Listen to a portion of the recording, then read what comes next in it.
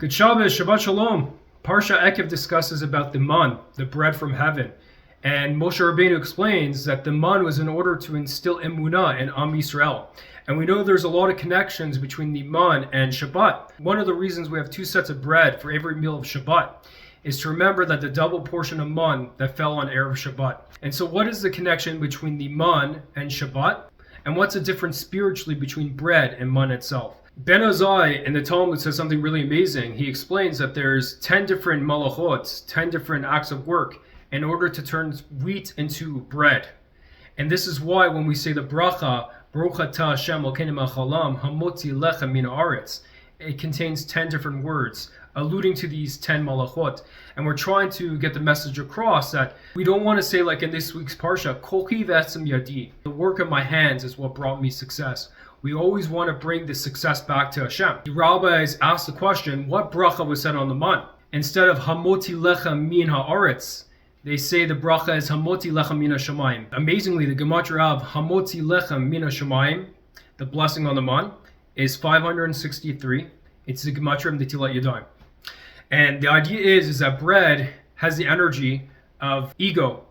It has the energy of forgetting that Hashem is the one that gives us success. So before we eat bread, we wash our hands in order to remember that this bread is the exact same as the man. The success I have is from Hashem. The parnasah I have is from Hashem. And so we raise our hands towards heaven to remember that this meal about to eat, no matter how much I toiled, which most people don't do the 10 malachot before in order to turn the wheat into bread. But we try to instill this message that all our toil is like the manna. It's a divine gift from Hashem. And this is alluded to by the Hachamim. As the Hachamim discuss, what was the tree of knowledge? One of the opinions is the tree of knowledge is Hita, is wheat. And they bring down that Hita is 22, Gematria 22, which are the 22 letters of the alphabet, which represents knowledge. But if you take the word shibalim, wheat stalks, it's the Gematria of 382.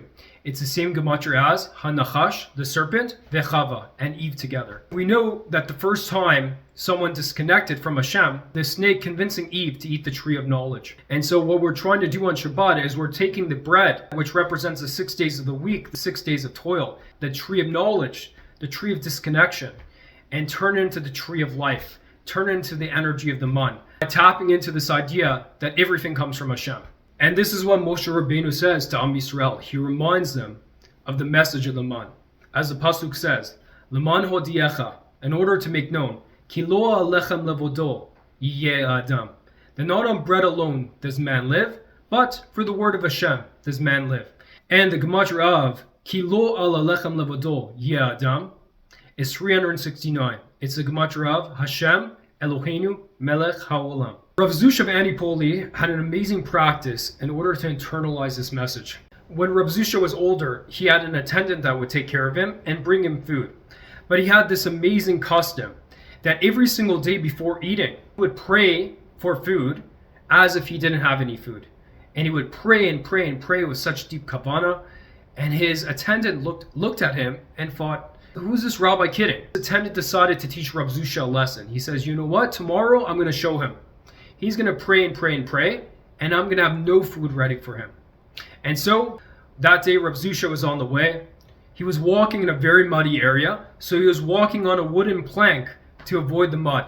And there was these two young men that were troublemakers, and they didn't realize this was Rav Zusha, and they decided to push Rav Zusha into the mud. Later that day, the young men, they go to their friends and they start talking about what happened, and their friends make them realize that who they pushed in the mud wasn't a regular Jew. They pushed Rav Zusha in the mud.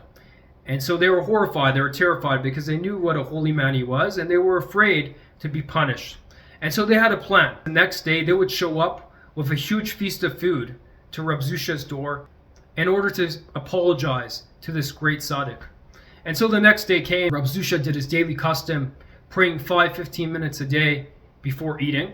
And his attendant looks on and he says, you see, Rav Zusha is going to finally see. It's not Hashem who brings him this food, it's me that brings the food. Right when Rav Zusha finishes praying, he gets a knock on the door. And the attendant goes to the door, and boom, a huge feast. These young men come in. Rav Zusha, we're so sorry. We come to apologize to you. And the attendant looks in awe of this whole story. Rav Zusha said to his attendant, people think that they're in control of life, but everyone is just a puppet, and Hashem is the puppet master. And when Hashem wants something to get done, he has many, many messengers for that thing to come about.